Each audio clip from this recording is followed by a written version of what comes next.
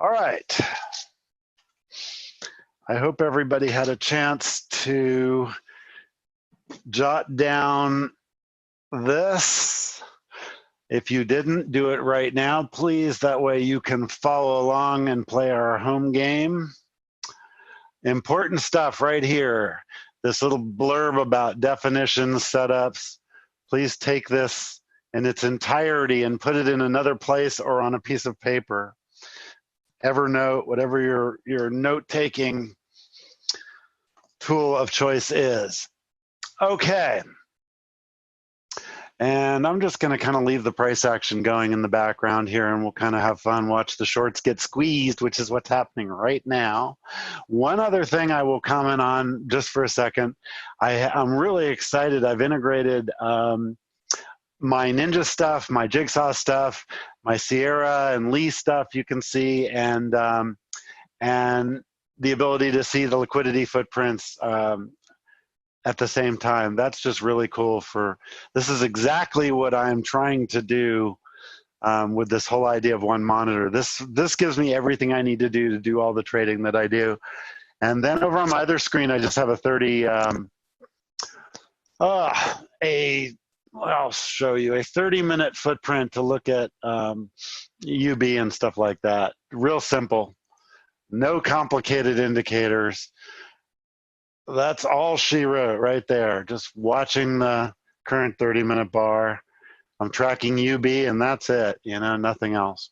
Anyway, ranges is what I'm doing with Ninja still, obviously. I even thought you guys would appreciate this. Let me put it back on my main monitor.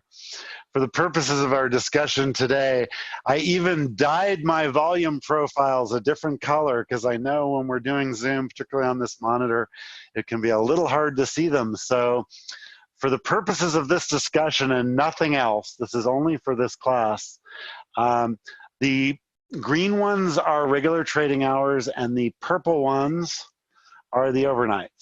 Okay, so let me turn the spotlight on. Okay, so you can see there's a purple overnight, there's a green. So we're going to be talking about edges and ledges, and so this should help make it really clear what it is that we're talking about when we are showing examples.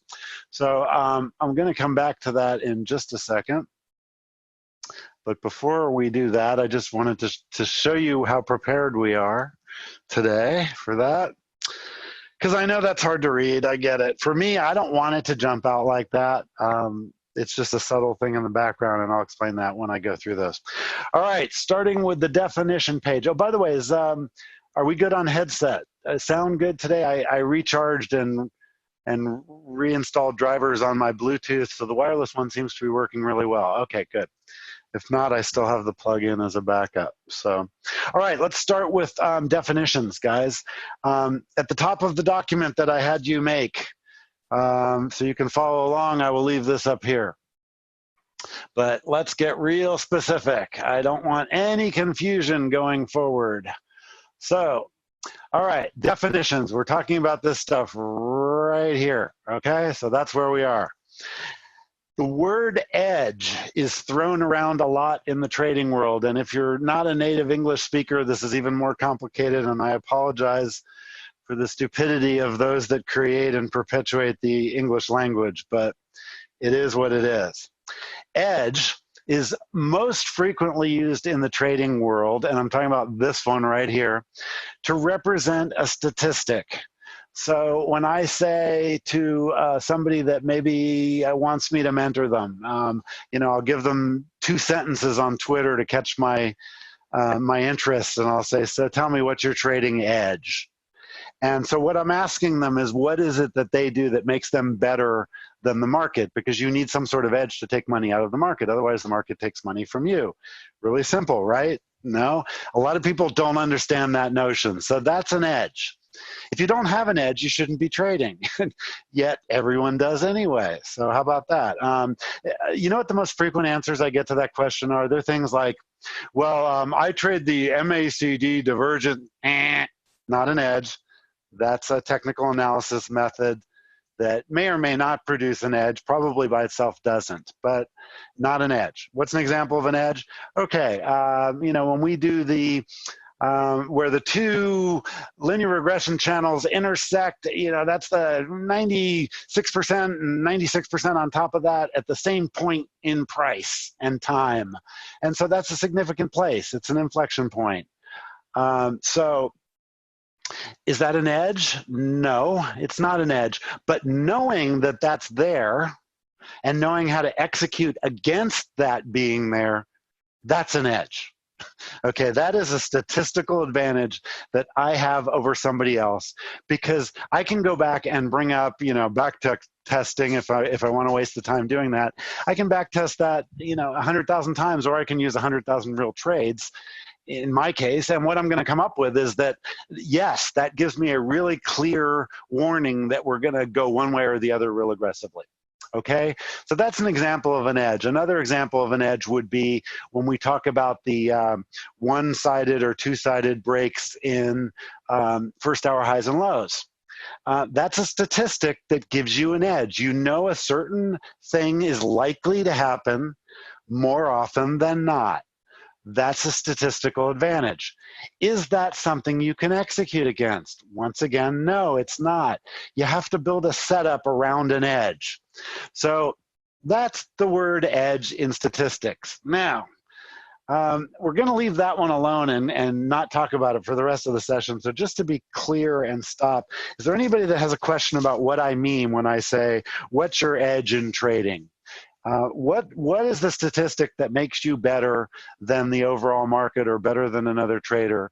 For a really clear example of an edge in trading would be a true market maker in the options world, the old options pits, where, the spread might be 50 cents. So his edge literally was just being in the middle. That's the edge of a market maker. Okay, that's all they're doing is being in the middle because it's profitable to be there. What is a high frequency trader's edge? Well, a high frequency trader who's trading 100,000 lots for a millisecond to get a penny, his edge is similar to what we do at the corners of the LRCs. He knows, based on whatever his model is, that the odds are overwhelmingly in his favor for just a beat. And so he throws a whole lot of money at that. And because his computer's fast enough and because his model is tight enough and he hired the right PhDs, that's a profitable edge. Okay, so that edge, that statistical use of the word in terms of how you trade the markets, that's what that means. That's not what this session is about today. I just want to make it really clear that that's a legitimate use of the word, but from as soon as we finish this sentence forward, we're going to talk about the word meaning something totally different. Okay, is everyone clear on this? Particularly if you're, non-English native speaker, make sure you understand. If you don't, ask me to clarify what you don't. And if you do, please say so, just so I know everyone's on the same page, because this is important. So good. Dirk, thank you. You're one of the ones I wanted to make sure. Yes, thank you. Stephen, okay, perfect. Okay, yeah, because this one, we frequently get stuck in the wording here, and that's why I made it as simple as I did. All right, now let's talk about an edge in terms of trading setups. And I'm going to bring up one other thing over here while we're doing that, and of course, it's going to be this, and we'll cover up our domes here for a few minutes. Make this a little bit bigger. Okay, so there, all right.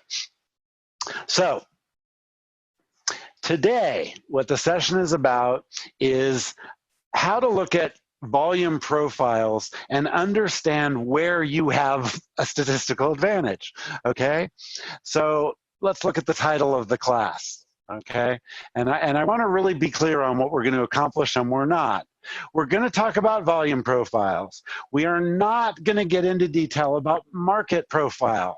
I'm going to say things like the initial balance, the first hour high, the first hour low, opening range, but that's it. So don't throw statistics back at me. Well, Dalton says in, book 3 of the 9 books he's written on market profile that this, that a P formation is a 32%.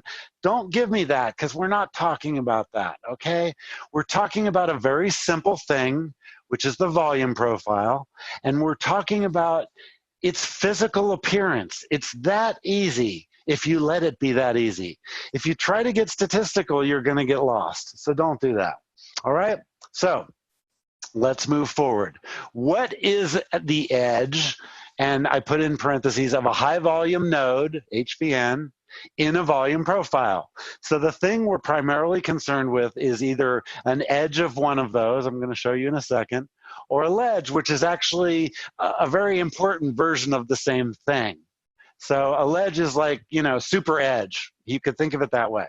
All right, let's look at these in living color. Anytime you have a volume profile, it doesn't matter where it is, anywhere on the screen, pick a volume profile. What's a volume profile?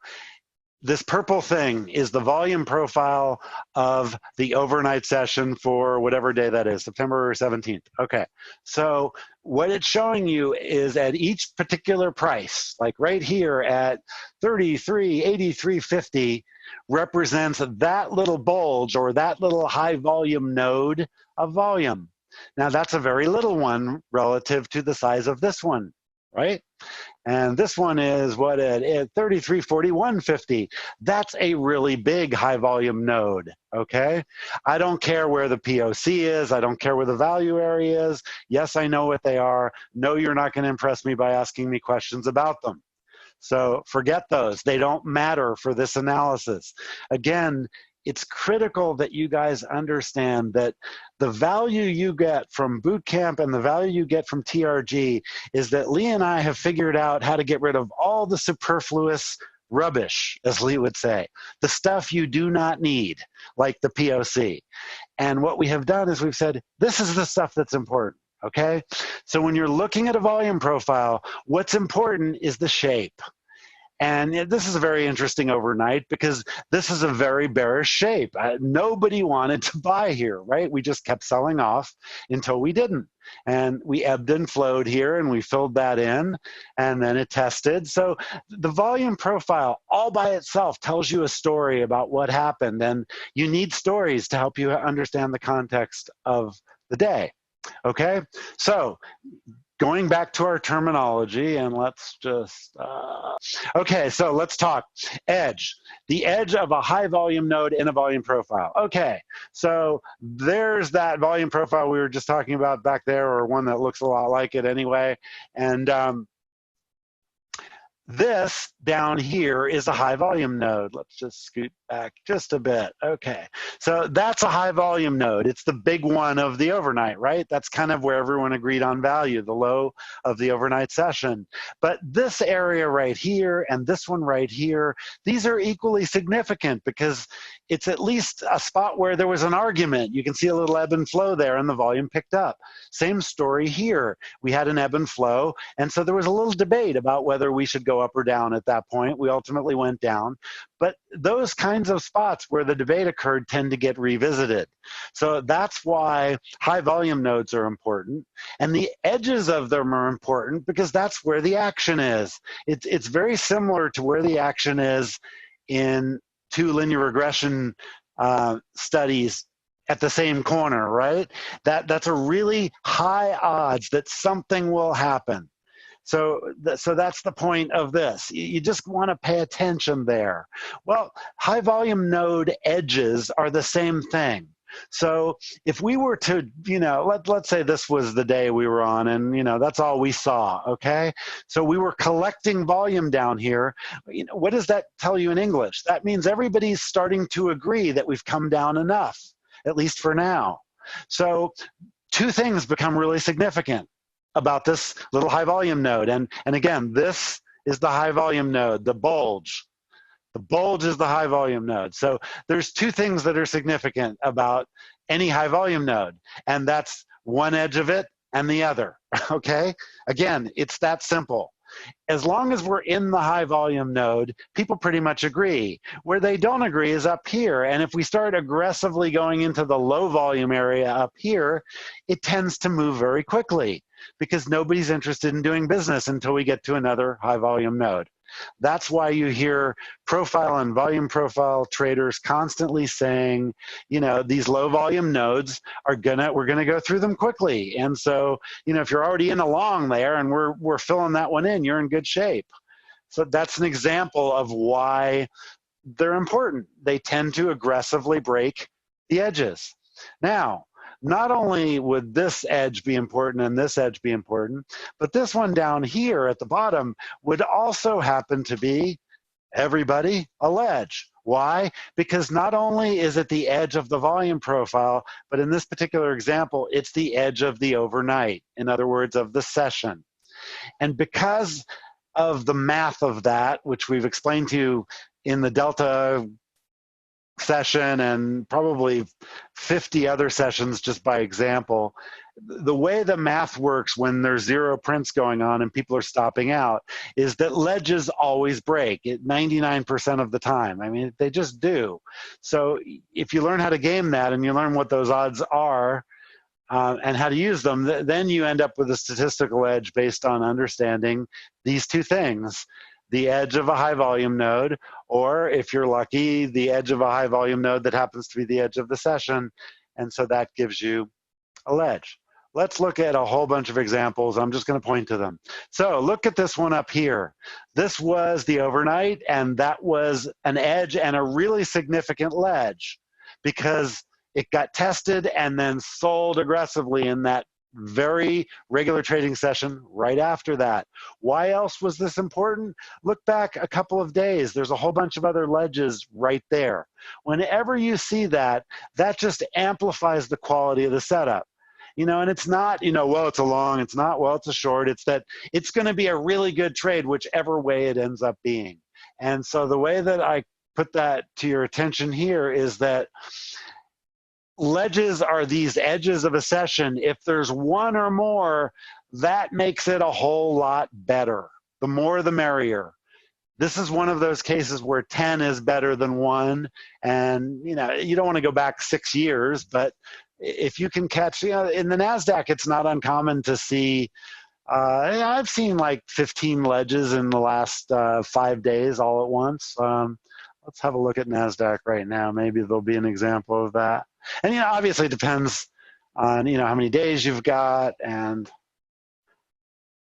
notice I do break the sessions into half. There's a session for overnight and there's a session for regular trading hours. And my regular trading session hours ends when Globex restarts. So 5 o'clock Chicago. And that goes until we open for, 6:30, 9:30, 8:30, depending on your time zone reference. So here's one of those examples where, a whole bunch of ledges coincide. And do they need to be exact? Is this like unfinished business? No, they don't. They just need to be really close. Because particularly in NASDAQ, it'll overshoot things. It does it all the time. But here's an example, that's a ledge. It's also an edge, right? There's an edge that's just below it. There's another ledge that's just below it. And then look what happened. It ended up being a really good spot to start looking for shorts. And same thing's true on the other end, at the bottom.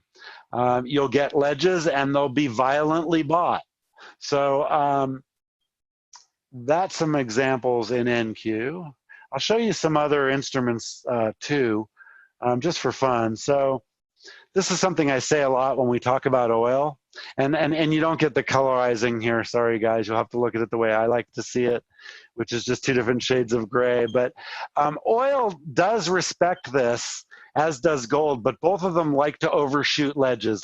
Here's a ledge, it'll overshoot it, it'll test that exact same ledge again, and then, that's what I call it, if you've been around for a while, the bottom will just fall out, but it won't do it nearly as clean as it does in the indexes, for whatever reason. Maybe it's because it's not a derivative of a derivative of a derivative. Maybe, the bots there trade differently. Who knows? Again, the why isn't really important. It's just, this is not opinion that I'm showing you. This is statistical fact. So, you kind of just learn, go with it. Why I've got all my, theories as to why and all the stuff I've tested. But, it is what it is, right? So here's another example in gold.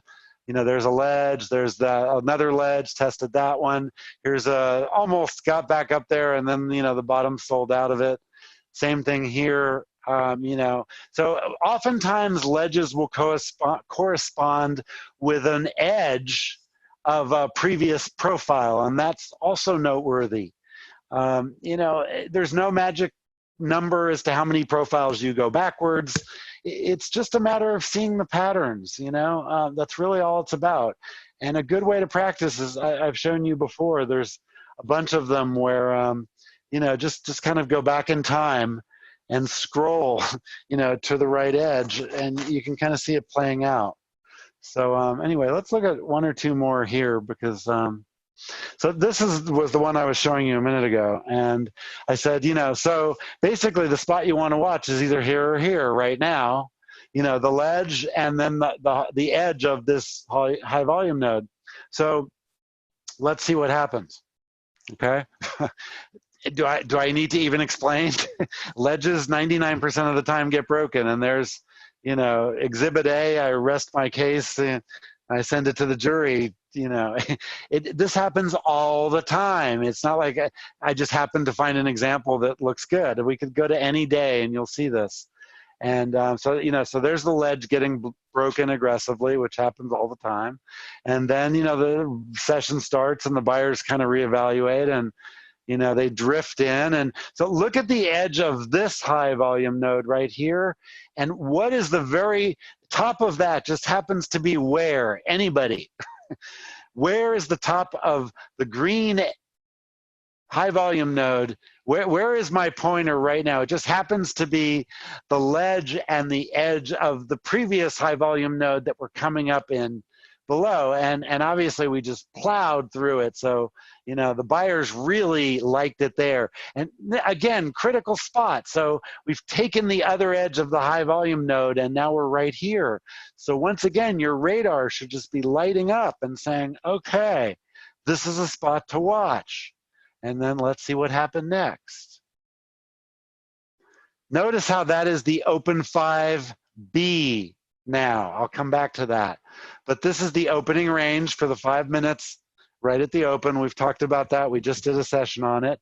And it's getting tested right now. We're ebb and flowing right there. And it also happens to be not a coincidence that that's a high volume node edge.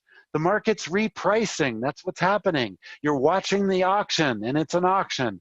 And we're going to see who wins in just a second. But the beauty of it is, you know, you're here. All you want to do is go with whatever aggressively happens next. That's your mandate. If, you know, if that open 5B holds, get long. If it doesn't, it might get bought back down here, but it might end up being a short. You know, you don't know yet until you see how aggressive it is. So let's see what happened next.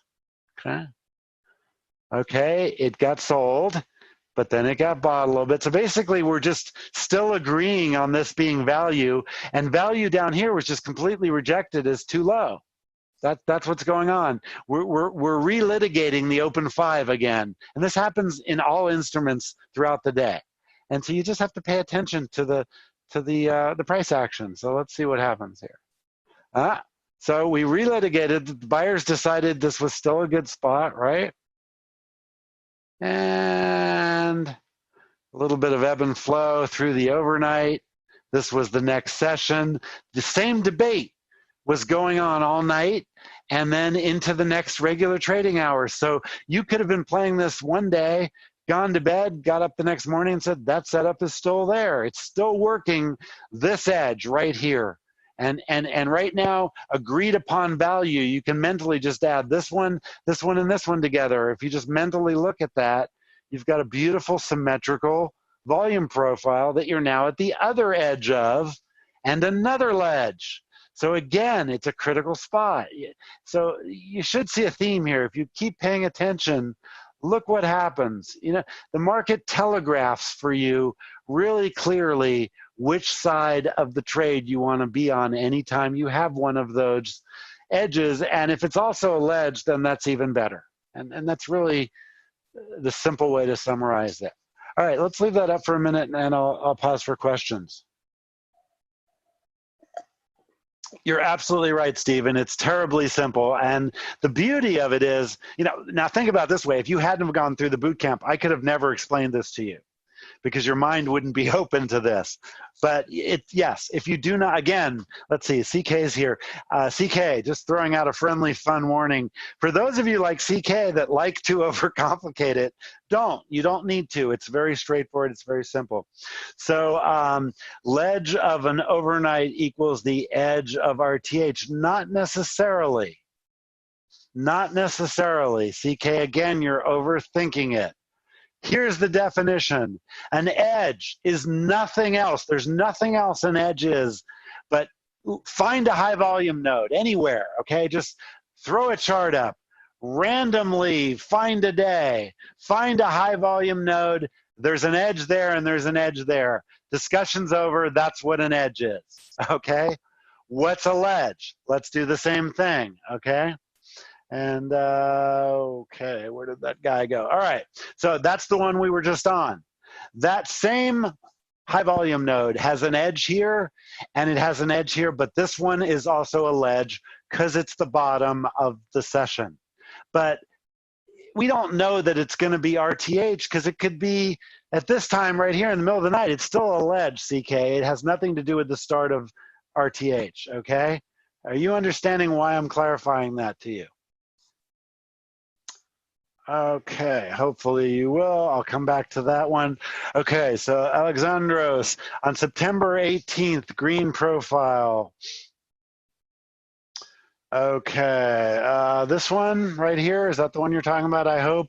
Let's see, would you describe it as a ledge? Okay, a profile cannot be a ledge. The edge of a profile is a ledge, okay? So this green profile you're asking me about has two ledges. It's got one right here and it's got one right here. That's it. There's no other explanation. The previous session has one here and it has one here. This one is close to this, so that's worth seeing. That's it. The ledge is always the edge of the session, whether the session's over or not. Right in the middle of the session, so like today, this session just got started. We're only an hour in. We have a ledge here and we have a ledge here. And there's also one from the overnight right there, okay? Ledge equals the top and the bottom of a session. No, it equals the edge, hard edge of the session at that moment. Once the session's in concrete, then you can say what you said. But if we're still in it, we don't know, it's the ledge as long as it's the ledge. And it could go on being the ledge and keep getting hit. Okay, cool. All right, so let's see. Ledges will always break until they don't. Yes, that's true. What tells you what not to expect when it breaks? That has to do with order flow and where we are, what the context is. Like, I'm a break that is at an edge of a whole bunch of them that are ledges, like this one, this one, this one, this one, this one, that one. This area, if it got going up here, that to me would be really significant because we just haven't been up there recently and a lot of shorts are going to get trapped. But as long as we're ebbing and flowing down here in the middle of the overnight range, which is literally what we're doing at the bottom of the previous regular trading hours, which is also significant. As long as that's going on, this is the very definition of being in the middle. And I don't like to trade the middle. So, what I would do in this circumstance is I would just go look at, what the price action is and see if there's any price action trades. Okay, I don't want to get totally bogged down. You guys have to just take how simple this is and accept. Ledges are the edge of the session, whether the session's over or not. Edges otherwise are just the edge of any high volume node. Doesn't matter how big it is. It's all subjective anyway. And, all charts are different. Different time frames will show you different size, edges. And just don't get caught up in the detail there. Okay, so is everybody cool on that? Let's see, it doesn't create an abrupt bulge. Okay, what you're talking about is a much more gameable ledge, Alexandros. So you're getting ahead, you're getting to the order flow. But yes, what you're saying is true. If we have an a ledge that's really abrupt, like this one here, where it just, it doesn't taper off smoothly. Like this is a clean ledge here that tapered off very slowly, which is what you'd expect. As Lee says, the lower the price goes, for hot dogs, the fewer people want to sell hot dogs, and the more people that would buy them if they were for sale, but they're not. And that gets us back up here. But that's not the case when you see a very rigid, clean cutoff. Those do tend to break aggressively. So yes, that is a correct statement. Okay. No, there's no likelier the second time or the third time. It's not about how many times, Joseph. It's about the fact that if you add a bunch of ledges together collectively, that's more significant. It's not a statistical change. Like if I looked at this area, I would know that, I'm thinking in bets, if I'm short here, this behavior would be something that would make me feel comfortable, as would this behavior. But that's all it does. It's a tiny, tiny bias thing. It's not like, well, I'm going to, because it did that, it's 50% more likely. No, it's just going to make me more comfortable. But if it breaks this direction, I'm going to treat it as if it was this edge or this edge and had no other ledges. I'm going to get out of the way. So don't get caught doing that. If I add a whole bunch of things together, I get a more likely thing. That's not true.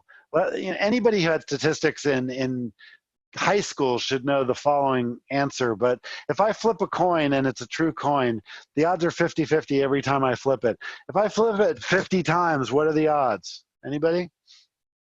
They're still 50-50, exactly. So what you're saying there, which is wrong, Joseph, is that if I see it 1, 2, 3, 4 times or 5 times, now my odds are 50% times 5. And no, it's just not like that.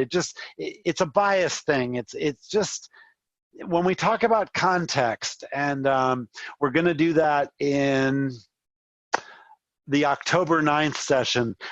I will address this a lot more. It's really important not to confuse edges with contexts, plural, okay?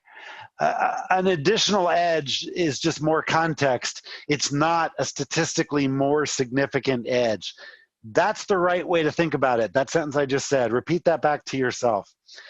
More occurrences doesn't make it statistically more likely, okay? And that's what you want to be aware of. Okay. There's no carry forward effect other than just the bias, the psychology of that area having been sold. And again, that's why I break it down into the difference between, context and bias versus statistics. When I tell you that a ledge 99% of the time will break, I'm not just, being a furu idiot. That statistically is correct. It's a true statement. So, if this ledge is there and I tell you, if we get down there and we trade at that price, it's going to break. I'm not just, patting myself on the back. It will happen, okay? And I don't want you to think, well, if there's 5 of them, it's 5 times as likely to happen. Because we'd have to look at the individual context of every one of those 5 ledges to understand that. Because the order flow event that makes a ledge a 99% occurrence is only the current ledge. Did you hear that? Exactly. Okay. You guys have it right. There's no carry forward. Okay, let's see. Oh, so here's an interesting question. Would that translate to, say, the edge of a week-long profile or a month-long profile too? You're not going to like my response to that.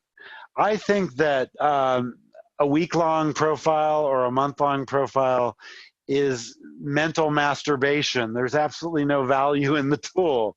Why do I care what the volume profile is if I accumulate a whole week? I'm trading intraday. The vast majority of the volume, 80, 90% of the volume in the futures contracts we trade are intraday actors. So who cares what the volume profile looks for a week ago? Again, other than contextually, you know, that might make sense. But, you know, if I switch this chart, for example, you know, which you guys see me do all the time, I'll go to, you know, 120 minutes instead of 60 or 30 or whatever. You know, does that make this more significant? No, it doesn't. It's the same spot as it was before. It's just crushed together. Okay? I'll let it go ahead and draw the volume profiles here real quick. And we can look at, you know, that's one of the things you look, that's why Lee and I both say that all charts are wrong. Because, you know, here's a really good example. Let's let it populate the data here and then we'll, okay, so this is 120-minute bars. So these are 2-hour bars. And everything happened pretty much the same way, but the problem is, you know, like ledges get broken with a teeny wick, but the behavior is the same. And, you know, so if I look at this area up here, was that September 2nd, you know, that was just a consolidation of a whole bunch of other events. And, you know, if we shoot back out to, I don't know, let's go out to 60 minutes and see if that day still comes up. I don't know if I go back that far on a 60. I should. Yeah, there it is right there. So, you know, if you break that up into more bars, it doesn't change what happened there. You know, it still happened the same way. It just, you know, looks a little different. And so that's why it's really important to understand the notion that you don't look at charts to see setups. You look at price action to see setups, and then you go back to the charts for more information. You know, I've said that over and over again, and it's a really important idea. Okay, so let's go to the setups here. I think everyone gets this. And let's just talk about, you know, these in context. And so what time is it? 7:30. Okay, we're good. Well, we will take a break, but not for maybe another 20 minutes. All right, so, you know, again, the price action is really what's important. And that's where you want to start, you know, and I assume you understand context of your, you know, of your trades. You know that if you're looking at a ledge, you know, you've looked back and you see if it's a ledge from, you know, 3 days ago or whatever. So, you know, for the purposes of the discussion today, let's just kind of, you know, leave this here.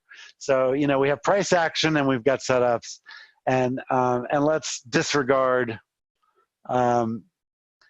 you know, the idea of context. So what I mean by that is, you know, if we're looking at this being a ledge, you know, I would assume that any competent trader would have, you know, looked at the fact that this is not only a ledge, but we've come down for a number of days. That's what I mean by context. So let's leave that there. And okay, so let's talk about some setups related to these inflection points. And again, I cannot emphasize strongly enough the word there, inflection points, guys. And I want you to really embrace this definition of what an inflection point is. Inflection points are places you should pay attention because there's likely to be a good setup there. That's all that it's telling you. The next thing you have to do, you still have work to do there. You've got to look at the order flow and you have to add the variables up, and that will tell you the quality of that particular place, okay?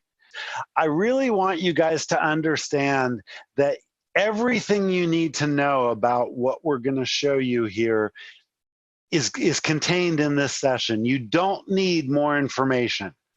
Now, does that not mean that you can't use more information? Sure, if you bring a footprint in that looks like this and you look at exactly what's happening at those corners and those ledges and edges, could you get more precise? Of course. Should most of you be doing that right now?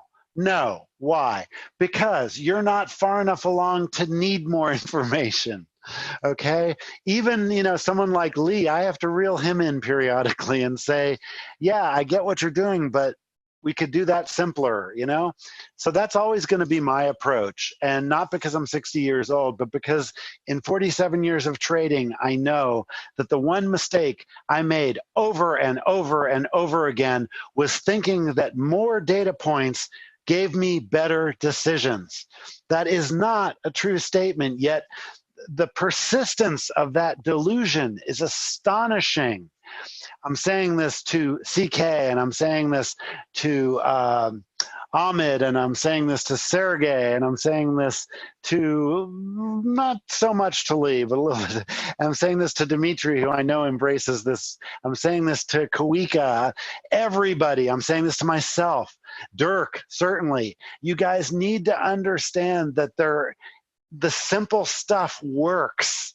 Yes, you can improve it. Yes, you can automate it, but why are you doing that now when you could just be making money with it? Okay, so embrace that. Understand how simple this truly is. A bunch of you keep saying that in the chat. My God, it's so simple. Exactly. That's what Lee and I keep trying to tell you. If you let it be simple, it is. It's like the iPhone, like Jobs famously said, getting simple is really difficult, but when you're there, you have to embrace it. You really do. Yes, Amy nailed it. What you need is practice. You do not need more information. And I'm going to show you some sterling examples of this with, my current layout, which you guys have watched me, develop with my new screen. So anyway, all right, let's pick back up. Everybody should be here now. We had a nice long break. I have fresh coffee. Seat time. Absolutely, David. Good. I'm glad you're here because you're one of the guys that needed to hear that comment too. It's about looking at one thing. Think about it. Let's get rid of this for a second and just put this up here. And if you just watch the ledges and edges, you can trade that. That's just watching that and the order flow when we get there. And you've got a trading system. You just have to practice it. And all the other stuff we've told you about just makes it better. I mean, it's that easy, but it takes practice to get consistently good at it, Let me give you an example I have from completely, hold on one second. I had to rearrange my headset. Okay, so here's an example, a couple of examples from life I want to give you about this, okay?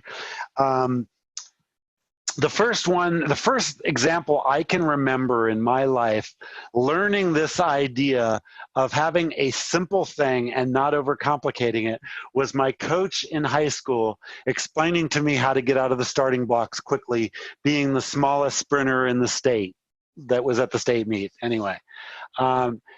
He said, that's your edge. You're little. These guys on either side of you are 5 inches taller than you. I was 5'11" in high school. So use your small side. Get out in front of them because they're going to get you at the end of the 100 meters. So that's an example of something really simple that I didn't really understand until many years later. So here's some other examples of it. In sales, many of you have backgrounds selling something. And, I went to work for IBM and they spent 2 years training me in 10 different program languages and yada. I mean, I could explain how to build a friggin' computer, not, how to sell you one. And so that was the desire I had every time I got in front of a customer. I wanted to teach them how a computer worked, and they just wanted to buy one of the goddamn things. They didn't want to know how it worked. You had to explain, obviously, enough about how it works so that they would be comfortable with the decision they're making to buy it. So there's a couple of simple examples there from life, and I'll say trading works the same way. And it took me a long time to realize, I studied market profile. I have the original Stettlemaier publication on the other side of my desk there, and all 3 binders full of it. And I know you can look at this ledge right here where I am, and you could say, okay, well, the market profile up there, we had a zero print, we had exhaustion, we had absorption, whatever description you want. That is not information that is bad. That's great. But if you are new to this, if you are not new to this, if you're not profitable in this, I will suggest to you, based on lots of experience coaching and teaching and losing money myself, the way you get good at this is you say, that's a visible pattern that I can see. We get up here, it tries to go up. Look at the wicks. This is 60 minutes, If I zoom in, obviously it's going to be more bars. We don't have to do that to see the example. It should just be intuitive to all of you that area was just a really sweet spot. Now, I don't know if 30 minutes I go back that far. Let's look. I think I do. Hang on one second. That should be right up here. And there it is, okay? The exact same spot. So, if you were watching in half an hour chunks, you would have seen the opportunity. But the pattern I showed you looking at 2 hours was the same. What do I have to lose by assuming that this ledge is going to break and then it's either going to come back violently or it doesn't? That's what they do, okay? So let's go back and look at setups and let's talk to this. All right. As long as you marry this statement, these are not shorts, they're not longs. Look at the pattern and pay attention.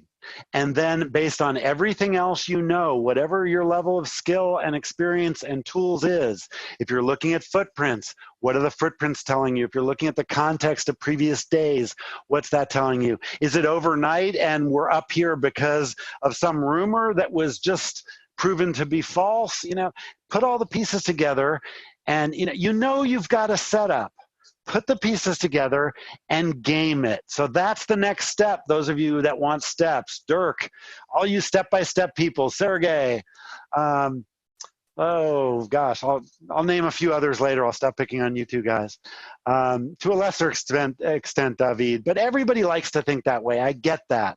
So what are the steps? Okay, well, just whenever you see a ledge, you know you have an opportunity. It will break, but probably not by much, and then there's a good chance it's going to go the other way because it's kind of exhaustion maybe. It might be it's a inflection point from some old major price level. Whatever it is, it doesn't matter. Just watch the pattern.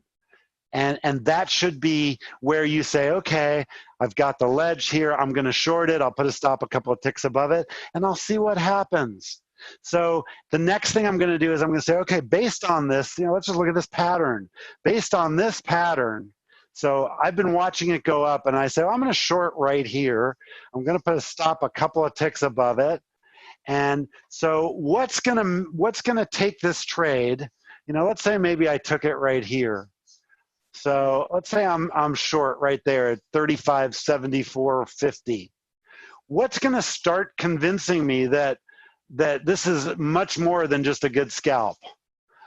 What are some of the things that might do that? How do I get this to an ace king? What would tell me that? Well, this one's too easy. The price action alone would have told me that, without seeing the delta or anything else. I mean, every 30-minute bar sold down. So so that's probably too easy an example. Let's just go randomly pick another example. And okay, oh, here's a really good one right here. And let's get faster. Let's go to 15 minutes. We're going to watch this spot right here. Okay, so give it a second to give me some data here. Yes. Oh, Stephen, great thing. See the IP. Immediately make a decision, because oftentimes if it's a scalp trade, you don't have time to think about it. So, in this scenario that I'm about to show you, I'm short. I'm not even going to think about it. I might take the long on the breakout of the ledge, if I'm sitting there and it's, the good time of the day and I'm awake, whatever, all ledges break. But the second that ledge gets sold, I'm immediately going to jump into that. So I'll show you this trade here as if we were doing it, and we'll play a hypothetical. And this is exactly why backtesting is kind of useless, but we'll play along anyway. Okay, so here's an example we're going to do, and we'll just walk through this. Okay. So let's say, let's just kind of do a summary of this day, whatever this day is here. All right, so it opened, it sold down, the open 5A was a short. It sold down to a really nice, clean kind of a first hour low. Yeah, there's that right there. That's one of the places you pay attention to this situation. So let's put that right where it would have happened. So remember, I opened at 6:30. So 7:30 is the exact first hour low, which is right there. So that should be it. Yeah, give or take, it's right there. Okay. So now remember, these are 15-minute bars. So let's say the market opened, we went and got coffee, we kissed our wife goodbye, she went to work, and now we're home, and our kids are in college, so they're not there, so we can just sit around and make some money. So you're watching this price action. This is immediately what your brain should be doing, okay? So the first thing you should be doing, given the structure we're talking about, do we have edges or ledges? Well, we've got an edge there, at what I call that 89 or 90. We've got one there at 56. And, you know, that's the overnight highs and lows, right? That one happens to be an area that was sticky in the past, and we traded aggressively through and tested. So this edge is probably more interesting than this one right now. Okay? Is everybody with me so far? If you're not, say so, because you know, each step of this is, those of you that want it step by step, write this down because I'm giving it to you. Okay, so the first thing that I do is I kind of look at the overnight edges. Are there any others here that are significant? Yeah, there's a little burp here. I'd watch that, and you know, and I would understand that this one here and this one here are roughly the same thing. So anywhere from 70 to 80, you know, this is going to fill in. That's one big giant area in my mind. So, you know, I would expect that low volume area to fill in when we go through it. And that's what happened when it opened, okay? So now we have a clear understanding of this day as of right now anyway. You know, we're an hour in. And let's just proceed a little bit further along and see. All right, so let's say we do that. That's a little shake and bake, I like to call that, where it comes up and it tests one of our inflection points. Remember the open 5B. In other words, the same range we look at for the open 5 setup, but we switch from it being a trade of momentum to it being a trade of inflection. So now we're looking at it like it's an inflection point, which it just was right up there at 90. That's the same edge. Wow, what a coincidence. No, it's not a coincidence. Exactly. So that's the edge of the overnight, and it happened to be the open 5 high. And that turned out to have been sold the first time we came up here. That happens all the time. Any instrument, take your pick, happens all the time. Okay, let's see what happens next. Ooh, that one got sold aggressively and it took out the first hour low. So at this point, your mind should be thinking about, Lee's, you know, what are the statistics when we have a one-sided break, you know, after the first hour on this kind of aggression, you know, this close to the first hour, it's a significant event, right? You know, pretty much you want to fade a bounce unless it just really gets aggressively bought. You know, what this is suggesting right now is that edge is going to get tested, which is a ledge as well, right? Edge ledge, and you know, which kind of puts this whole area down here in play. That's what this is saying. Now, this could have been because of news. It could have been because, you know, Trump did something. Who knows? We don't know why that happened. And you know, I'm not watching that when I'm trading, so I'm not going to go back and second guess it now. I'm just looking at the price action, and I'm telling you what I think based on what I'm seeing. That's it. Okay, and that's, you should be at the same spot by now. You should be able to do what I'm doing. Okay. We have an attempt. Look where that attempt to buy it came in right there. The bottom of that 15-minute candle right there, just above that edge. So that edge got bought. That's how I would characterize that.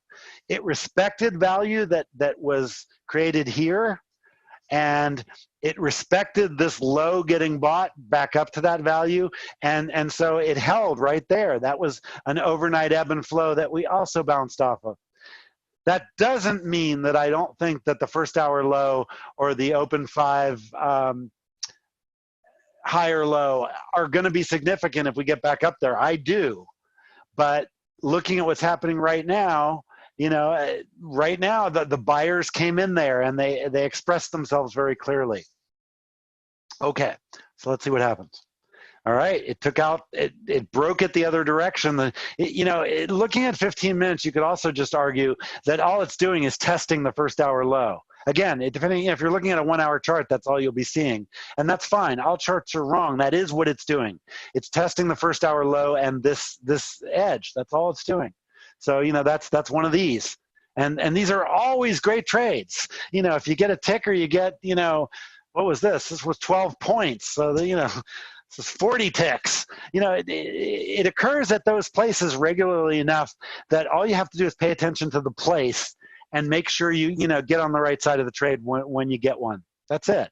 So let's continue to watch this one because it's still dangling around that first hour low. It by no means has proven that it's going to hold that. All it's doing is proving at this point that it's testing it. Okay. And look at that. Look at that right there. Look what it did right again on, surprise, surprise, the Open 5B low. And it tested 82 and it traded all the way back down to 77. Again, that's 5 points, guys. That's 20 ticks. These are great trades. You're just never going to see them if you're this far zoomed out. You know, even on a 1 minute, some of these trades are tricky to see, which is why we watch the DOM, why we watch order flow, yada, yada, yada. Okay, so anyway, as this one plays out, you can see what ultimately happened, right? It did hold, and boy, wasn't that a sweet test right there to buy?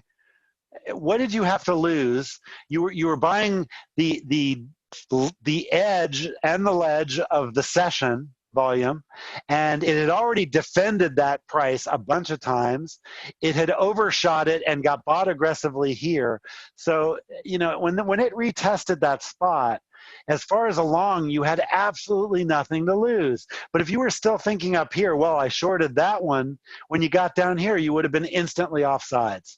So that's why you have to break this up into much smaller chunks than, you know, 15 minutes and really stay in the order flow of the trade you're in, okay?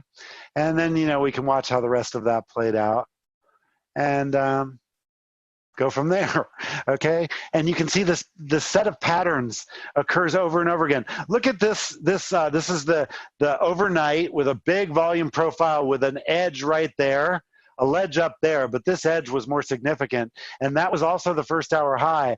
And look at what happened, you know, at that edge right there. It got sold really aggressively, and it just never looked back. So, you know, the breakdown there of the Open 5, in other words, the Open 5B short there, was just like the entry of the century.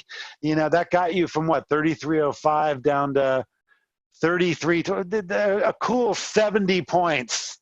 That's what that, just watching that edge breaking down and then an attempt to form another one, you know, it ebb and flowed, and then that one broke down, and then it came up and it retested it, and then that one broke down.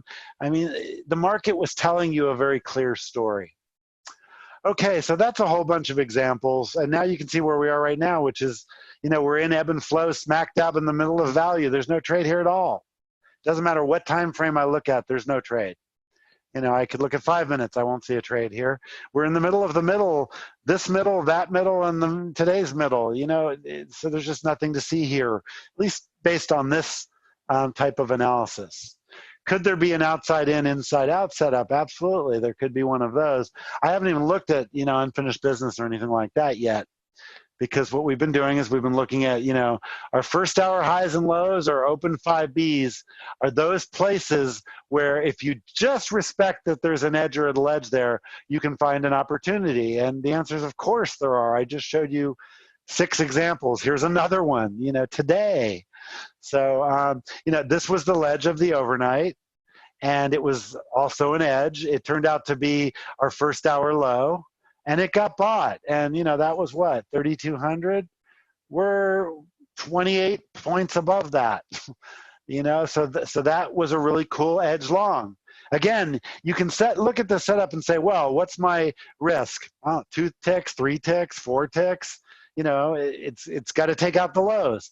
So, you know, you got to give it a little bit of heat in these wiki areas until it gets going. But once it does, you know, these trades are pretty good at being right or wrong right away.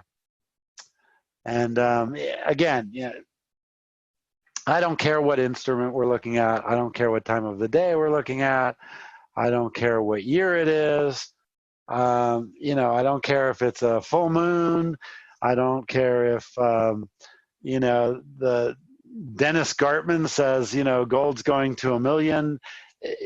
Pick an instrument, pick an interval.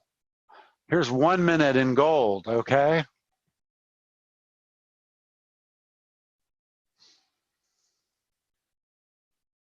Boy, there's a couple of cool ones here. Let's go back to this one. So look at this collection o' ledges, I like to call this. There's a ledge there, there's a ledge there, and there's a ledge there. So on a 1 minute chart, you know, we have 3 ledges. And, you know, let's make it 3 minutes instead. And then we'll look at the same area again. And Oh, now there's more. How cool is that? All right. So basically, this was gold telling you you could safely sell here, you could safely sell here, you could safely sell here.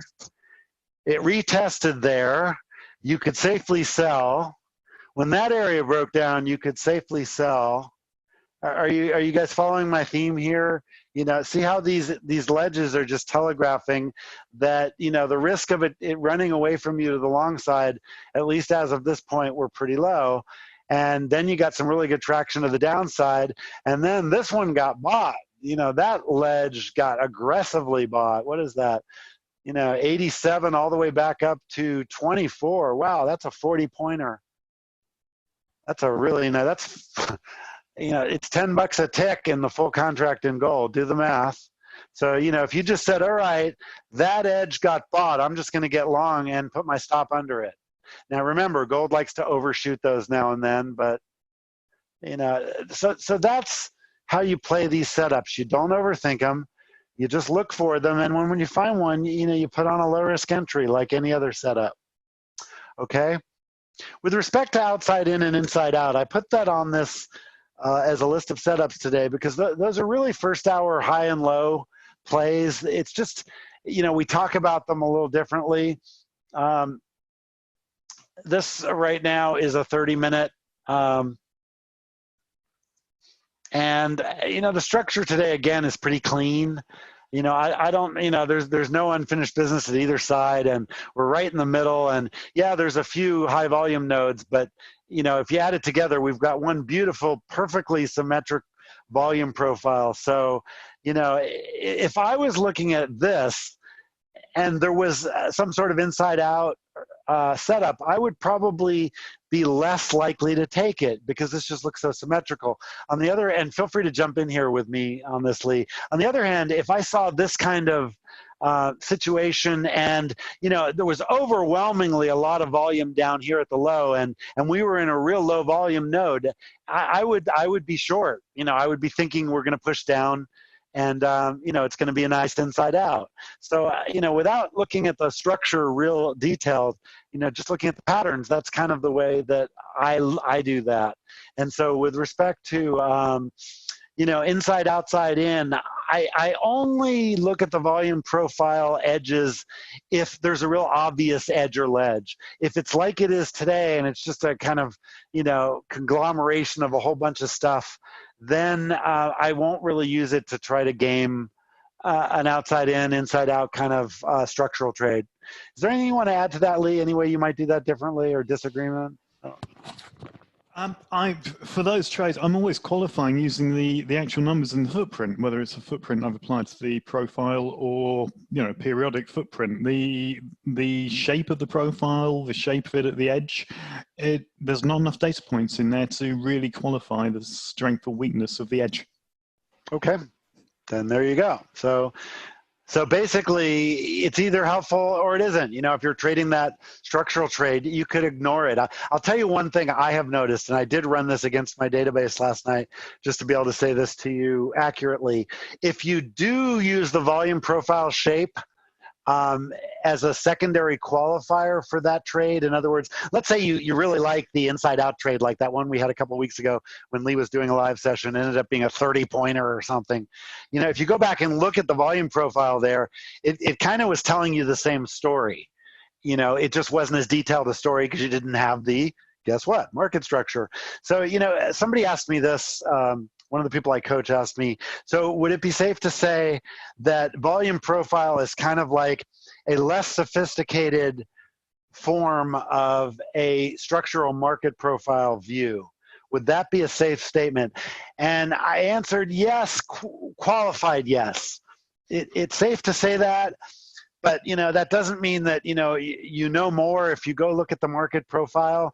It's a slightly different technique point of view from my standpoint. So, for example, if I'm looking at this, and, you know, this probably wouldn't be on 5 minutes, it probably would be my range edge ledge charts, I usually leave on 30 or 60 minutes. Those are the ones, you know, there's 4 of them over on my context monitor. You guys have seen them over and over again. And I'll show you that in just a minute because I God, you know what? I'm going to show you that right now because that's how I shop for these setups. You know, like when you hear traders say, you know, I'm hunting setups. On a range-bound day, the first thing I will do, guys that are looking for a sequence of, you know, what do I do first, second, third, fourth? Again, you guys, this is a really good example here. So let me change screens. Of course, in order to do that, I would need the Zoom toolbar, which of course has disappeared as it likes to do. There we go. Okay, so let's go over here. So what I do is I shop for edges and ledges on this screen here. Like I can just look at RTY and say, ooh, that's a really cool, no, damn it, I need my spotlight thing again. Okay, so, you know, that is a really cool ledge right there in RTY way back when, and there's another one right there. It just jumps right out at me. And the fact that the lower ledge was defended today, I can see that happen in YM. It also happened in NQ, although, you know, as we've said a bunch of times, NQ likes to overshoot stuff. Very common to see that. You'll see that in oil and gold too. You know, as you can see, the edge is much cleaner in ES. So so that's one way that I do that. I do that up here on the faster charts too. You know, that's where I'm watching. So right there, you can see the behavior where that ledge got bought right there. It's really clear. You can see the delta turned from being negative to being overwhelmingly positive. So right there was an edge trade that was, you know, the open 5 and, you know, first hour low, depending on what time you decided to play this. And it's just really, it's really obvious when you get those. So my point here is that these are visual patterns, and the way to play edges and ledges is to take advantage of those visual patterns. Now, if you're a skilled market profile or structure reader, then that can only make you better at it. But if you're not, the first thing I would be doing if I were you is practicing seeing the edges and ledges with just the volume profile and just looking for the patterns. That's the way to learn it, in my opinion. Not trying to learn the structure straight out of the gate, because you're just giving your brain way too much to do. And I'm saying that based on teaching experience. I don't know, you know, if that's going to be true for everybody. Maybe not. You know, maybe some people can be the exceptions. I know I've seen exceptions to that. So, you know, it just depends on your learning style. But always default to making it simpler. That's really the message here. Okay. So I just want to go back through the whole syllabus and kind of summarize. And again, I'm talking about, you know, this chunk right here. You know, it should be really clear to you what a statistical edge is, and that we're not talking about that when we're looking at volume profiles, edges, that's a different thing. That's the edge of a high volume node in a volume profile, and they occur everywhere in all instruments. Those are places to pay attention. They are inflection points, as are ledges, which are kind of collections of edges at the current extreme of a session. So the right word there would be to change that to the current session edge. You know, whatever it is currently, I'll put it that way. You know, because if you're in the middle of the overnight, it's going to change over time. Okay, and then obviously once the session ends, it kind of puts it in concrete. So these are two major groups of inflection points we like. They often occur at the same time as first hour high and low inflection points. They occur at the same time as retracements or initial breaks right at the open of the opening 5 range. If you add together edges or ledges with outside in, inside out kind of thinking, if you are learning that, getting skilled at that, it might give you a little better edge. You know, the structure is certainly an advantage. What all of that collectively allows you to do is to see a setup and then immediately say, okay, that's ace king, that's king king. In other words, you know, the quality of that particular setup. And the point here is a really important point. If you're going to trade effectively, you have to be a discretionary trader. The idea of using systems to trade is just wrong. You can use them to help you execute, but the decision to make a trade or not has to remain discretionary. And so what you're doing here is you're identifying exactly how a discretionary trader would do that. He would say, or she would say, I know I've got an edge, and so I don't need to worry about this right now. Are we somewhere with respect to high volume nodes where I have an opportunity, where I have an inflection that might give me an edge? If we are any of these other factors also in play? Obviously, order flow is always in play, so we always want to see that. And if so, you kind of add that together real quick and you make a decision. So, let's say we were doing that right now. I don't know. Let's see. Okay, ES is at what looks like a long edge here of this little bulge. So I grabbed it long. And, let's see if we can grab a couple of ticks with that setup. We may not. This is a little bulge right here I'm playing. That's it. I'm just watching the volume profile. And it's still getting bought, so let's have some fun with it. Let's assume we're going to trade up to a 10 lot. So we've got 2 that we want. We're going to try to get a couple more down here. And again, the thesis is that this bulge right here is going to push this edge of it. And so far, that looks like it's happening. What does that look like on the volume profile? Let's look. So this is what I'm talking about here. I'm saying, this is going to hold and we're going to push this edge over here. And right now that edge is closer, the one at 31. So that's what I'm talking about. And lo and behold, my trade's profitable. And so now we're long 2 and we can get a stop under it and see if it rock and rolls. So, that's how you do that. And nope. Okay, so we got out profitably. So there, I just played an edge for you. Some of you saying, how does he see that as an edge? Practice. It was much more obvious over here, right, that it was a spot. And I was just seeing, all these spots getting bought. It just didn't want to go below that. Go ahead, Lee. No domes. Oh, you're kidding. We were on the wrong screen through that whole thing? That was beautiful, and you guys didn't get to see it. Oh, well.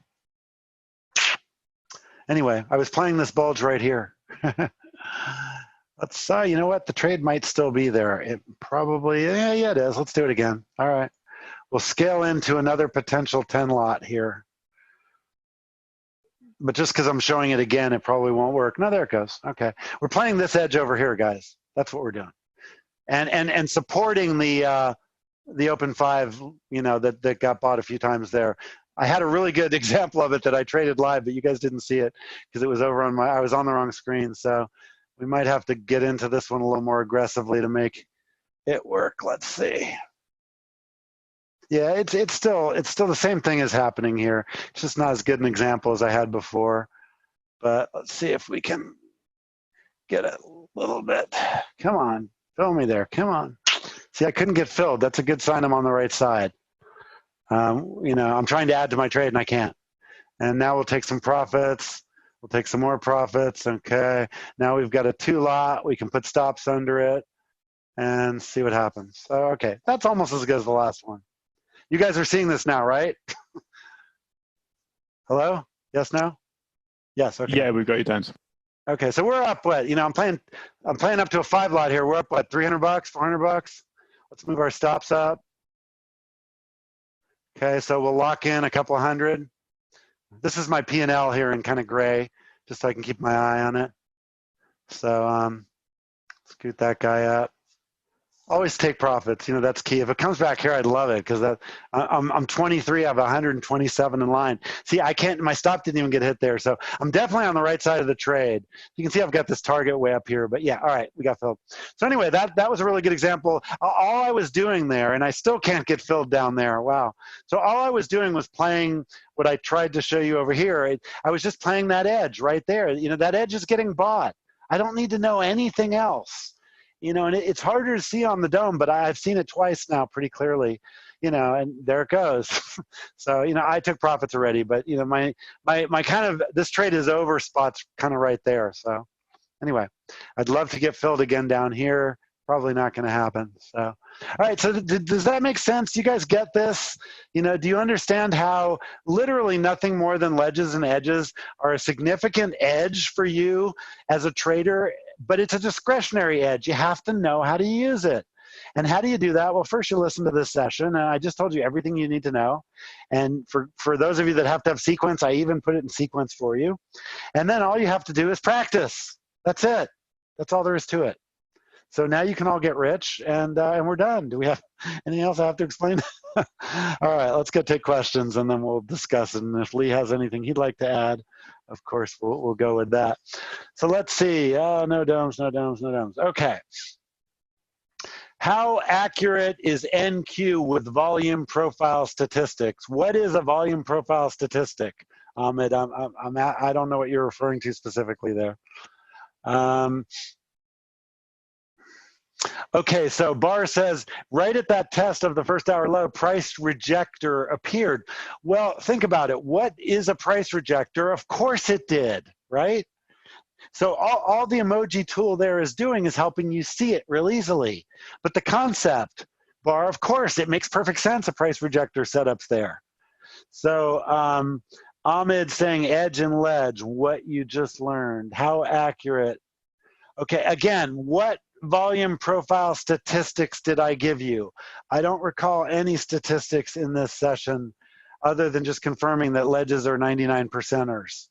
And that's true on any instrument. I think I've said that a bunch of times. I said that NQ, CL, YM, and particularly gold and oil, CL and GC, tend to overshoot ledges really dramatically. Did I say any other statistics? I don't think I did. That's it. That's all the statistics you need to know. If I said any others, got it. Okay, cool. Yeah, evolving edge isn't a bad way to put it for a ledge that's kind of in development, you know, as we're trading, you know, as the session's going. That's not a bad way to put it. Okay. So, oh, Jonathan, that's clever and true. So it's like a mini inside out toward the edge of that bulge. That's exactly what it is. That's exactly what I'm trading. Lee's looking at that setup from a structural point of view with a half an hour as context. I'm looking at it with a structural point of view for the next 30 seconds. And I'm saying, for the same reason Lee likes it inside out, I like it inside out to the edge of the high volume node, because everybody agrees here in the middle. So, you know, if we leave the middle going that way, we're likely to go further that way. It's human nature, you know, and it becomes an HMOMO setup, guys. You know, the last thing I want to do is go through and review it here on the setup sheet. But if you just look at what happened in MES when we just were doing those longs there, you know, every one of those became an HMOMO. What I was doing was just getting myself in the trade before it happened. And I was doing that by looking at the setup of the volume profile. That's all I was doing. So what are we talking about? All three of these setups down here are exactly what I've been talking about all day today. So let's just review really quickly what this matrix here says, and let's just concentrate on it and nothing else for a moment. Okay, so edge, range, SL. Okay, what this is saying is we're looking for edges. We're looking for them to be the edge of a range. In other words, not necessarily a volume consideration here for this setup. It's the session ledge, okay? So all those examples of session ledges that I showed you, like that one right there or this one down here, that's what this setup is all about. That's why I named it SL, because it's really about the edge of a particular session. And so this tends to occur on the transition, as I just explained, from an ebb and flow in a range to when we break out of that with high momentum. And I just showed you that right here. Okay, that's it right there. So when you see that, it's always a scalp. You just saw me scalp it long twice, once recorded on video and once not. And once you've got, you know, that's the mindset, okay, is those three things. That's why I call that the mode. Put your brain in, you know, get in there with market or really tight limit orders and take profits very quickly with limit orders or trail your stops, okay? So it can occur any time of day, but the extreme edges overnight is where the really good plays are. And I showed you 10 examples of that in this session today, so just go back and watch the recording. The ledges will always break out first. That's the 99%. But it's often the opportunity is the second thing that happens, that the spot gets faded and you have just a really sweet, long, non-scalp trade that you got into at the perfect spot by, if not taking the breakout, fade the breakout and short it, if it was a long breakout and vice versa, if it was a breakout to the downside. Let it go ahead and break out, then get long on it when, the sellers go away. And you'll often have, if nothing else, a great scalp. Sometimes you'll get, just the entry of the day doing that. There was a good example of that just today. We saw that exact situation. So this is it right here. That was the session ledge, which was right around, call it 99.75. It got taken out to 98.50. Rather than trying to play that as a short, look at the delta, just came screaming in. You get long there. That's the play. Okay, so that's what I'm talking about here, as there's often two trades here. As a scalper, depending on what's going on, I might take it both ways. Okay. And then, the key point, there's always two opportunities, and the overnights are often very exaggerated. So overnight lows and overnight highs are particularly sweet examples of this. Okay, and again, I've shown you this second one, this middle one. I've been showing this to you all day here. It's an ebb and flow high momentum. Again, it's structural. You're looking for retracements to those points. Like if the first hour low gets taken out and we come back up to it, does it get bought or does it get sold again? That's what we're talking about. So what's important here is the wave volume and the pattern of volume. And, if you're looking at a footprint, obviously the auction structure. And, what do I mean by wave volume? I'm not talking about the formal, Wyckoffean wave volume. I'm just talking about this. What's the pattern down here? The pattern down here is buyers are buying the lows. That's the pattern. That's the wave volume. Okay, that's what I mean. And if structurally that happened to be, unfinished business getting finished and then we went up, then, you've got all of the factors for a great long. So that's how this second one works. You're looking for the behavior in the range around that spot, and scaling in is fine. God, that would have been a perfect trade to scale in on. And here's some more explanation of that. We've seen two-sided energy. We just saw that in the trade I was taking. Aggressive selling, aggressive buying, and the buyers won. That's the long you just saw me take. Okay, and then there's one other place this occurs. And this is just, the edge of a range to the edge of a range. This happens all the time. And, it's just the classic, let's go grab NQ just for fun. The market, look, we're up at the first hour high area. If it doesn't go through there aggressively, odds are we're going to ultimately end up probably back in the middle somewhere. Why? Because that's just what we do. That's how auctions work. So, up here, it's a decent outside in short. One of my favorite trades is to fade the edges. I do it all the time. Because, you always get a good scalp if your entry's clean. And often, you get behavior like this where it just goes right back to the middle. So anyway, so that's what the third trade is on the setup sheet here. That's this one. And that one, again, real predictable trade. Happens all the time. Happens in any instrument that's got regular trading hours. And so the ways to trade the stuff I just explained to you, in other words, these things, the edge, ledge, statistical advantage you have as those being inflection points, and the ways to play them are right here. There's a bunch of other ways, but those are some good ways. I mean, you can always scalp them. You can always play high momentum. You can always play them as high volume reversals, and they frequently are, but that's really not the trade. If that's what you're trading, you're getting in after the fact. The setup is really understanding that the high momentum trade is going to happen. And that's what I mean when I say, this right here, when I say, look, if I'm seeing this kind of price action here, this ebb and flow right at the open 5 high, I'm insane not to be short here, or not to be long here. In this particular instance, perfect example there. Because if the trade's wrong, it's going to prove it pretty quickly. And this is an example of where you have to give that trade in the middle of the day some room, because often it expresses itself over a longer period of time than it does right at the open, where it expresses itself very quickly. Okay, so that's another thing an experienced trader will tell you. It's not how many times it tested it. It's the context of when it's doing it and how. Is it doing it really aggressively? There's a high volume reversal. There's another one.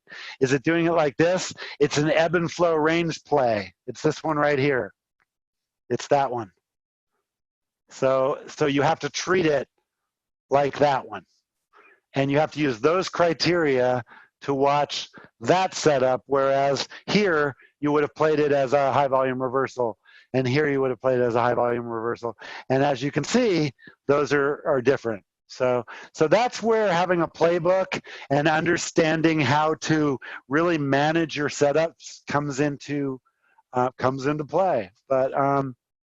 But you know, now you understand why if you don't already know the context and you don't understand price action, then all this is going to be Greek to you. And that's why we forced you to learn it in the boot camp. Okay. You now know everything you could possibly need to know as a trader to trade at least 6 of my setups profitably. There's no other information necessary. Questions? So for this trade, I'm looking at the volume profile on the DOM or on the chart. Yeah, I let you look at it anywhere you want. The better you get at it, the more precise you'll be. Like I'll be able to see the difference between an 11,000 bulge and a 7,000 low volume area. You know, and again, I have these set up very narrow. If I had my DOMs, you know, like the way the Jigsaw defaults are, it would be really obvious because the volume profile is so much fatter. Here, let me save this so I can show you what I mean. I mean, if you don't have all the DOMs I do, you could certainly, you know, just do this. Oops. Hard to do on a 38-inch. There we go. See, and so it would become really obvious to, I was trading this down here, right?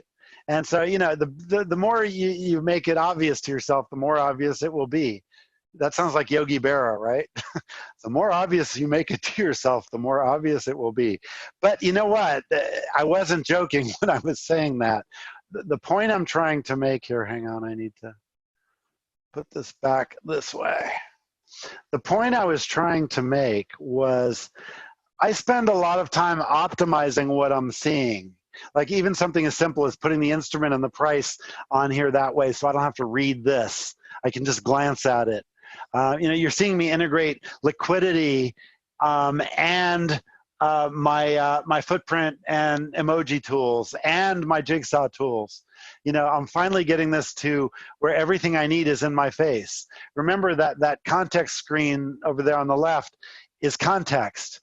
You know, in my world, guys, you know, I look at that before the open or once or twice during the day, and that's it. I forget about it. And I naturally have trained myself to watch price action. So my brain is in setup mode, and I'm watching the price action, hunting for setups. I don't need to know the context. I already know it. You know, it is really the bottom line. I video game scalp a little differently. That's purely price action. That's a great question, Jonathan. That's just purely based on this. You know, so yeah, perfect entry there again. But, you know, I'd take profits instantly on an NQ trade that goes from 83 to 30. You know, I'm not going to wait for a pullback and add to it. You know, I forget structure and I forget technical analysis when I'm video game scalping. And I just go with it. Like we're up at a ledge here. You know, you could buy that long, and you know, so there's the long. You know, let it come to you, and then you could try to short it when it gets up there too. You know, that might be a play. Let's see if that plays out. I don't know if it will or not. I just saw that push up there, and I think it might. Let's see. Okay, so let's see what happens. All right, so we're long 3 for the bust of the ledge. Looks like it's happened already. I just didn't get filled. It's already traded up here. Let's see if it does now. Okay, so there we go. We got those. So there, we just took a long of a ledge breakout solely based on the fact that I saw a ledge there, nothing else. And, you know, look at everything it's on the buy side, you know. There's shorts getting sucked in up here and trapped. You know, could I go and look at the detail and, you know, look at this and see what's really going on up there? You know, sure, I could do all that, but who cares? it's profitable setup. I don't need all that, and all it does is screw my charts up. I want a really simple view. So that's why I made it as simple as I did, for these guys. I just want them to show me the money, right? I found the fastest way with Sierra is to exit without saving. And that's a sorry state of parts of the interface, although there are other parts of it I'm liking. So if there's other questions, put them in the chat and I will hit them in a minute, and we'll start looking for burning desires. Oh, guess what? We're short over here still, huh? All right, let's go ahead and get out of that guy. There we go. Okay, took profits over there. Okay, and now that comes back to the view I wanted to be in. All right, so what other questions? I answered the last one there. Okay,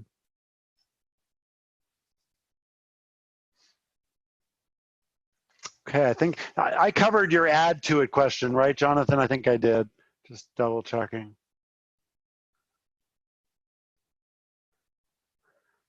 Okay, are there any other burning desires questions? Anything else anybody would like to know?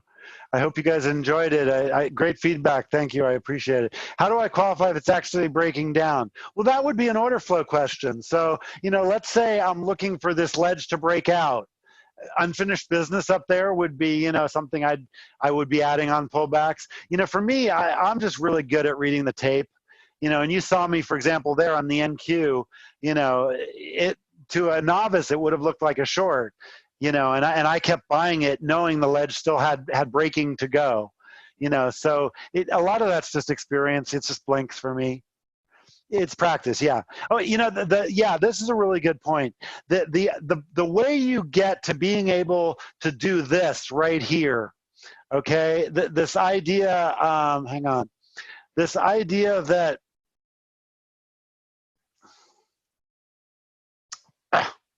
I have to standardize my keyboard shortcuts. Okay. This point here, I'm going to break that out because it takes a lot of experience. And that right there is, the art of discretion. It really is. And the only way to learn any art is practicing it. And so, you can get to the point where you understand their inflection points and you understand, the setup, and you can, see them reliably, and that's probably where you are, Jonathan, if you're, paying attention. And I would say, I'd just go in and execute, all in, all out, or maybe like what you just saw me do there. If you're playing micros, maybe you're going to play up to 2 micros and, you give yourself 2 entries. And, as long as you know your exit, that's all that matters. As long as you clearly know where you're going to accept the trades wrong. And for me, with this particular situation, that's the danger in this trade. For this trade to not be true, as an edge, I want to be long, it's got to go down a lot. And so the problem with not getting a good entry here to play, either the edge long in ES or the ledge edge in NQ is that you got to get the entry right. If you don't, you can be right and still get slaughtered. So that's why I really encourage practicing with micros with real money. And, when you can consistently do it, then you can, start entertaining how to scale and, under what circumstances you trade the ES versus the MES. I learned a valuable lesson trading the micro gold the other day. I had a perfect setup going in gold, and I got stopped out of it by my risk management stop. Remember, my risk management stop in this account is $300. I got stopped out with a $500 loss because of slippage, and it wasn't Rhythmic's fault. It was that, I forgot I was in the micro gold. I thought the trade was on in full gold, and full gold, that wouldn't have happened. There's not that much liquidity gap. But the micro guys, for them, it's like picking up $100 bills off the floor. Whenever there's any event that has gold getting bought, those guys just pull all the liquidity out and they take out the stops with the micro. It happens in ES, micros, it happens everywhere. So make sure you're not trading the micros around, high volatility, loss of liquidity events. And by the way, somebody asked me about my triple ETFs. I bought on the pullback in gold, I bought gold triple and silver triple and the gold miners triple. And I have a tiny position on in my index triples, but I'm looking to add on any kind of move up. I'm in those at the equivalent of 3,300 right now. And I have 15% of the position I'd like to have. So any moves up in the 3,300 or better area, I'll start adding again. Up to 3,800, that's my sweet spot. If it gets above that, then we've lost all rationality, and I'll admit I'm wrong on those guys, but that rarely happens in the 3X trades. It's just usually not that elastic. Okay, any other questions? Thank you for all the great comments. I appreciate it, guys. And we'll do Burning Desires going twice if you have anything you'd like to add. Question that you just have to get off your chest. Lee, would you like to add anything to our conversation here? Nothing to add from me. Nothing to add from me, Jeff. All righty, cool. All right, I hope you guys learned something. Just remember, keep an eye on the calendar. We have a busy month. The next thing that is up, obviously, this one is going to wrap in a section. Second, we have the funks. And, just to be clear, we're going to talk about learning from and surviving funks. Funks could be drawdowns. Funks could be times where, you didn't realize that your setups don't work during rollover or during quad witch, and so you lost your account or whatever. Funks are when, shit just ain't working, okay? So I encourage you to come to that and bring your own stories, because I'm going to introduce it and then I'm going to let everyone else talk. And I know a couple of people have some good stories to share. Amy will be sharing some good stories, as will Darren. And David will let you, anybody that wants to talk can talk. So mic yourself up for that one. And then the following week, we'll be doing Liquidity Clinic, talking about how to read these liquidity maps and how that's useful. At the beginning of that conversation, Lee's going to talk about MBO and the more advanced topics on the 13th. And then we're going to have a session devoted just to context. So, that should help you bolt a lot of what we've been saying in the other sessions together.